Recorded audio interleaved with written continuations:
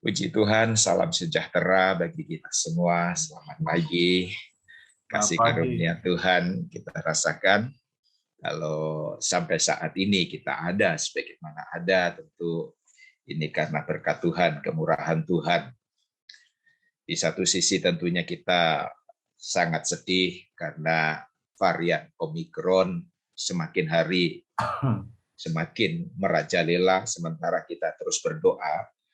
Tetapi satu hal yang perlu kita yakini bahwa apapun yang Tuhan izinkan terjadi, baik secara pribadi maupun di negara kita harus tetap bersyukur. Nah, untuk menghadapi kondisi yang ada, saya rindu mengangkat satu tema, yaitu berusaha untuk tetap bahagia. Sekali lagi, berusaha untuk tetap bahagia, karena sering kita dengar untuk meningkatkan imun, itu katanya harus tetap berusaha bahagia, katanya harus tetap senang. Walaupun untuk mencapai satu kebahagiaan, banyak orang mengatakan aku akan bahagia kalau aku sudah punya jabatan di level tertentu. Ada orang yang mengatakan begitu, itu mungkin bisa. Ada orang yang mengatakan aku akan bahagia kalau aku sudah memiliki rumah sendiri. Aku akan bahagia kalau aku mungkin sudah punya kendaraan sendiri, atau aku akan bahagia kalau aku sudah tidak memiliki masalah atau penyakitku bisa sembuh. Bahkan ada beberapa ibu-ibu yang mengatakan aku akan bahagia kalau aku memiliki berat badan yang ideal. Ya, kita hormati saja. Bahkan beberapa waktu yang lalu saya membaca satu Facebook dari anak Tuhan yang ada di Makassar, kebetulan berteman dengan saya. Dia mengatakan begini, bahagia itu tidak harus selalu memiliki uang yang banyak. Wah, hebat sekali.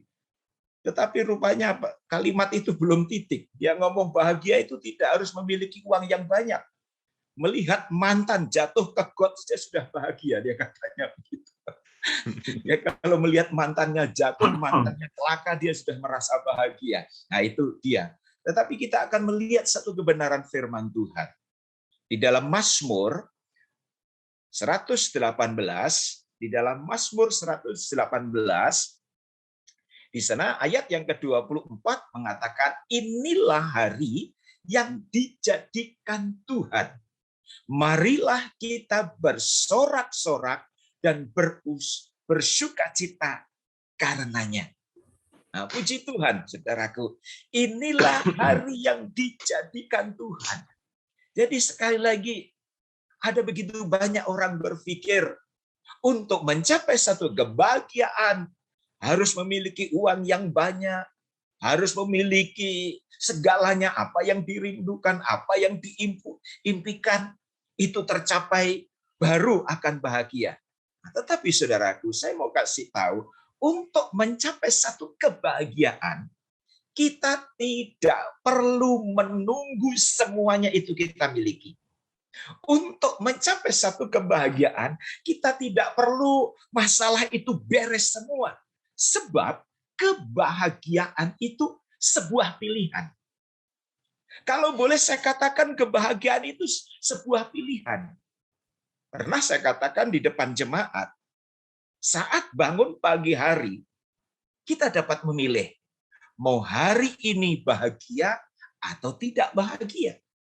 Jadi ketika kita bangun pagi hari, kita bisa memilih, aku ingin hari ini mau bahagia, aku ingin hari ini tidak bahagia.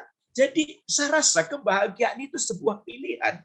Mungkin di hari-hari ini, kita sedang mengalami masa-masa yang sukar.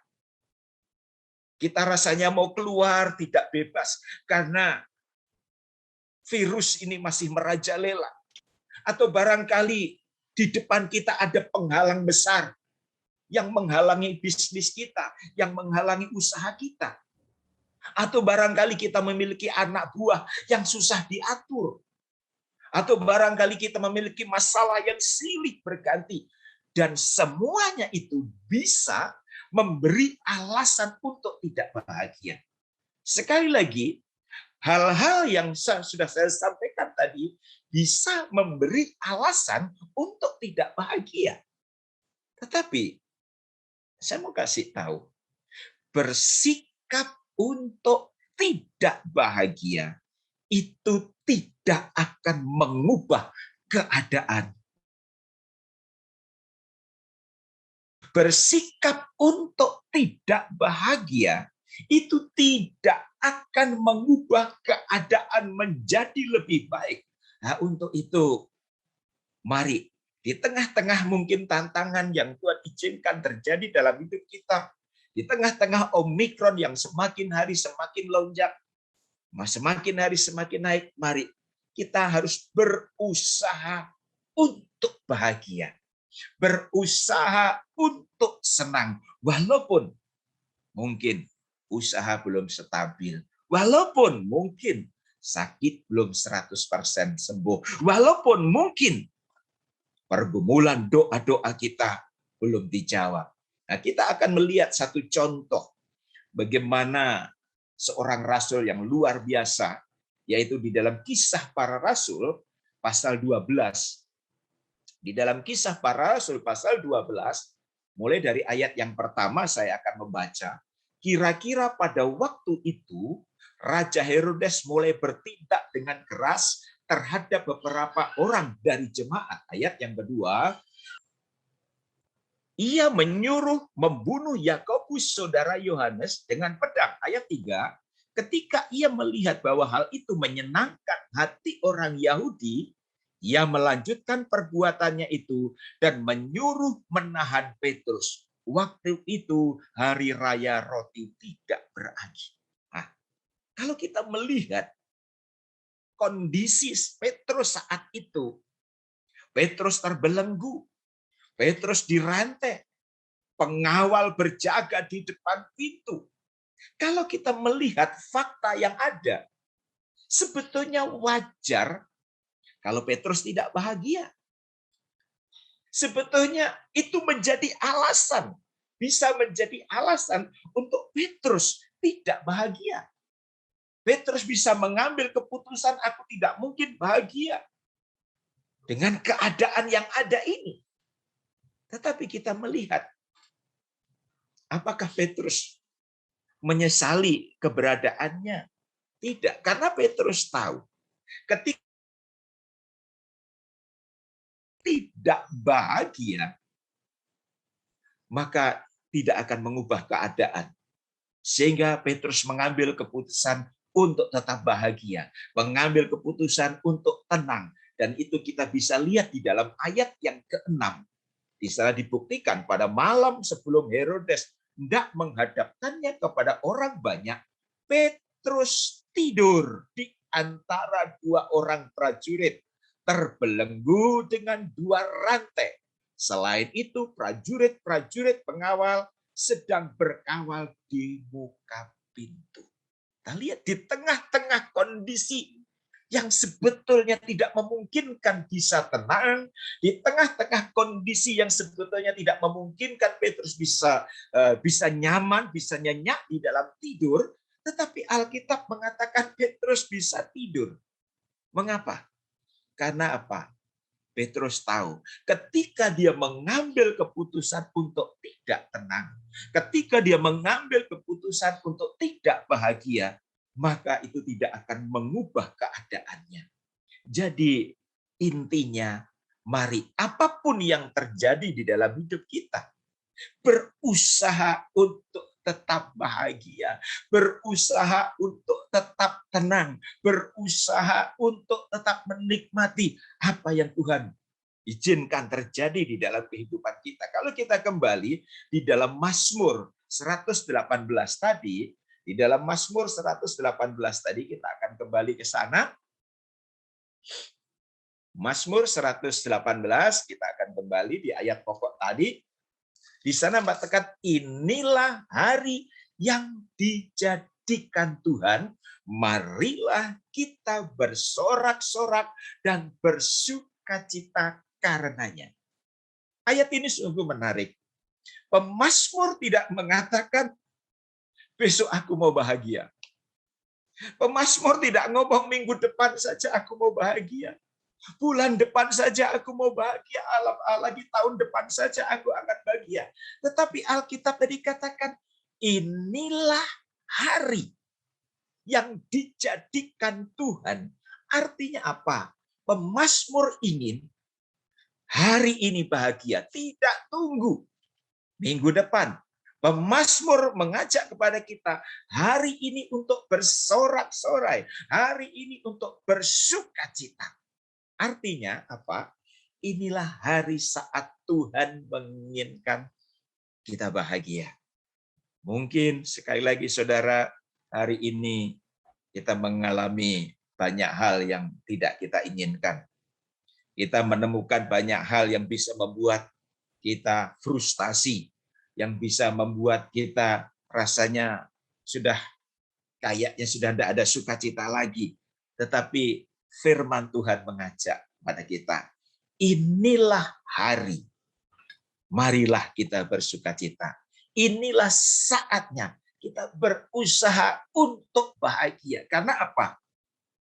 Kebahagiaan itu kalau datangnya dari orang lain, oh aku akan bahagia kalau aku akan sudah mendapatkan uang yang banyak.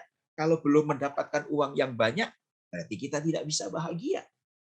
Jadi kebahagiaan itu harus kita sendiri yang mengusahakan, jangan tunggu orang lain. Dulu pernah beberapa tahun lalu ada seorang jemaat, ada seorang pemudi datang kepada saya. Pak Pendeta, aku minta tolong doakan saya supaya Tuhan mengirimkan seorang pria untuk menjadi pacarku. Wah, ya memang pada waktu itu umurnya sudah umur yang agak kritis. Sehingga dia minta tolong berdoakan agar Tuhan mengirimkan seorang pria untuk menjadi pacarnya. Aku yakin setelah aku punya pacar, aku akan bahagia. Wah, luar biasa. Karena saya mendengar anak muda ini ngomong begitu, ya baik, saya berdoa. Setelah kami berdoa, tidak terlalu lama, saya melihat dia sudah jalan bareng dengan seorang pria. Wah, saya senang. Wah, berarti doaku dijawab. Doa hambanya dijawab. Saya lihat dia sudah jalan bareng dengan seorang pria. Saya senang sekali, puji Tuhan. Tetapi apa yang terjadi? Beberapa bulan kemudian, pemudi ini datang lagi kepada saya. Pak Pendeta, tolong doakan saya untuk menyingkirkan pria itu. Saya kaget. Tolong doakan untuk menyingkirkan pria itu. Aku yakin kalau aku sudah putus, aku pasti bahagia. Haleluya. Ya, ini tadi. Jadi, kita lihat di sini. Saya katakan, orang lain belum tentu bisa membahagiakan kita. Jadi kita sendirilah yang harus berusaha untuk bahagia. Apapun yang terjadi. Sekali lagi, kalau kebahagiaan itu datangnya dari Tuhan, kebahagiaan itu datangnya dari apa yang firman Tuhan tadi katakan, hari ini marilah kita bersukacita. Maka benturan demi benturan, tantangan demi tantangan yang Tuhan izinkan, itu tidak akan menyurutkan kebahagiaan kita. Ada satu contoh lagi. Tentu teman-teman ingat kisah tentang Paulus dan Silas. Bagaimana dia masuk di penjara, saudaraku, bukan karena membuat satu kesalahan. Dia masuk di penjara bukan karena membuat satu pelanggaran, dia menyampaikan firman Tuhan. Di tengah penjara yang sempit, di tengah penjara yang sangat mengerikan, apakah dia menyesali keberadaannya? Apakah dia menyesal ternyata menjadi seorang hamba Tuhan harus begini? Tidak. Di tengah-tengah kondisi seperti itu, Paulus dan Silas pun tetap mengambil keputusan untuk berusaha bahagia. Dan itu dibuktikan, dia bisa memuji Tuhan, bisa memuliakan nama Tuhan, bisa menyembah, bisa mengagungkan nama Tuhan. Inilah kerinduan kita. Dan Tuhan mau, dimanapun kita berada, kita berusaha untuk bahagia. Kenapa? Ketika kita berbahagia, maka orang-orang di sekitar kita itu juga akan merasa dampak dari kebahagiaan kita. Atau barangkali mungkin saudara berkata, Pak Pendeta, sepertinya aku tidak mungkin bisa melakukan itu. Pak Pendeta tidak tahu masalahku. Pak Pendeta tidak tahu beban hidupku. Pak Pendeta tidak tahu kesulitanku. Sepertinya aku tidak bisa melakukan apa yang Pak Pendeta katakan itu. Mungkin kita punya alasan seperti itu. Tetapi kalau kita melihat di dalam Alkitab, di dalam Ulangan pasal yang ke-30, apa kata firman Tuhan? Di dalam Ulangan pasal yang ke-30, ayat yang ke-11, di sana dikatakan, sebab perintah ini yang kusampaikan kepadamu pada hari ini tidaklah terlalu sukar bagimu dan tidak pula terlalu jauh.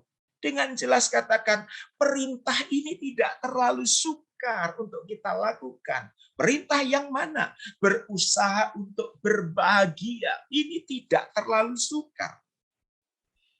Yang menjadi persoalan, mau atau tidak kita melakukannya.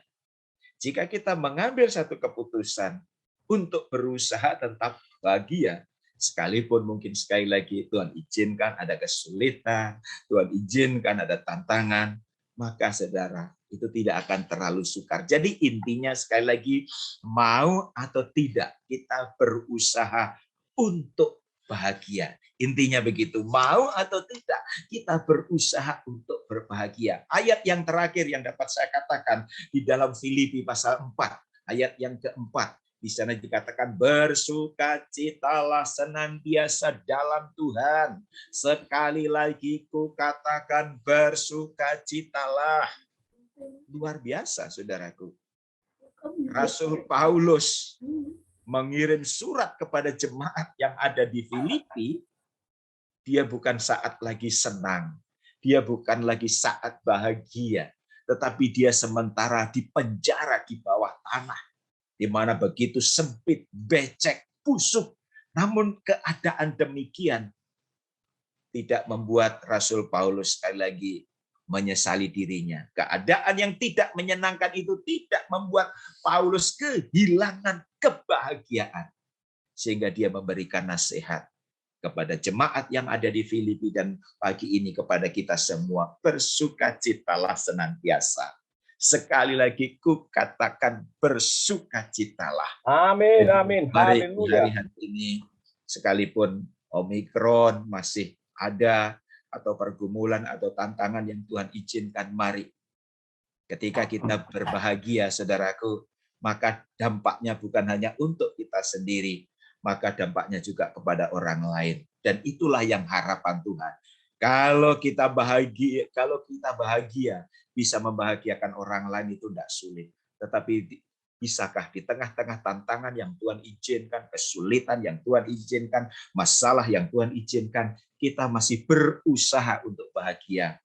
Mungkin menurut manusia sulit, tetapi itulah harapan Tuhan. Itulah kerinduan Tuhan.